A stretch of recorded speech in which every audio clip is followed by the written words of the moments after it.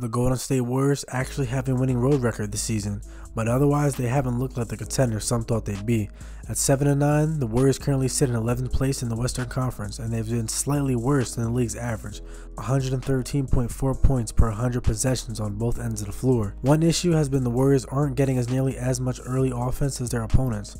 According to Synergy Tracking, they've been outscored by 8.5 points per game in transition, by far the league's worst. The drop-off from last season, when the Warriors slightly outscored their opponents in transition, have been much more about their offense.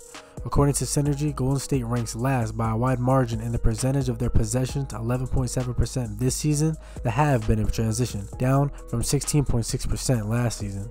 Overall, the addition of Chris Paul has been a positive for the Warriors, who have been better both offensively and defensively with him on the floor. But when it comes to transition, there's a big difference between Jordan Poole and the future Hall of Famer who replaced him. Last season, Poole led the Warriors in total transition points, averaging 4.6 points per game and 5.6 points per 36 minutes. This season, Paul averaged 0.5 transition points per game and 0.6 points per 36 minutes. Chris Paul, of course, is more of a distributor than a scorer, but Poole's transition points haven't been distributed elsewhere. In fact, Stephen Curry went from 4.9 to 3.4, Klay Thompson from 4.8 to 2.5, and Andrew Wiggins from 4.0 to 1.3. They have all dropped in transition points per 36 minutes. Curry has done just fine in the half court, but both Thompson and Wiggins have registered their worst effective field goal percentages of the last 10 years. According to the second Spectrum tracking, the Warriors rank 12th with 13.9 pass-ahead passes per game, so they're looking to get the ball up the floor to a certain degree, but that's down from 15.0. We have to talk better as a group, and I think he took a challenge, having watched for however many games he was out, to make his presence felt there too. Transition opportunities generally lead to better shots, and with fewer transition opportunities, the Warriors are getting less efficient attempts at the basket. Only 63% of their shots have come from the restricted area or three-point range, down from 71% last season. They scored a season-high 28 transition points in their loss to Phoenix on Wednesday, but 23 out of those 28 points came from the bench in the final 15 minutes after they were in a big hole. Still early, the Warriors have one of the toughest teams to guard in the half court, and this is a veteran group that should figure things out over a long run. But if the Warriors don't find ways to run more, they'll continue to make things tougher and tougher on themselves. So that second quarter was really frustrating for everybody, and I like the way the bench came in and fought in the second half and gave us a chance, but we have to be much more consistent.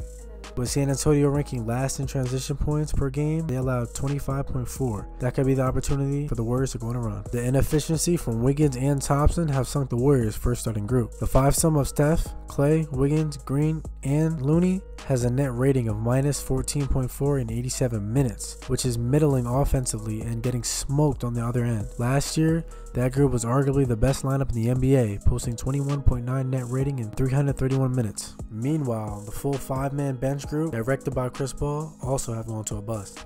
And despite playing Wiggins and Thompson fewer minutes, Steve Kerr can't seem to crack the rotation to properly highlight Moses Moody and Jonathan Kuminga. Those two are needed more than ever, but they have their own limitations that have made them less effective this season. Right now, things aren't going well, and they're losing a lot. Even though Curry is playing really well, his team is struggling because the other players aren't good at making shots or defending. It's similar to when Curry led the Warriors to 73 wins in 2015. Looking ahead, there are some worrying questions.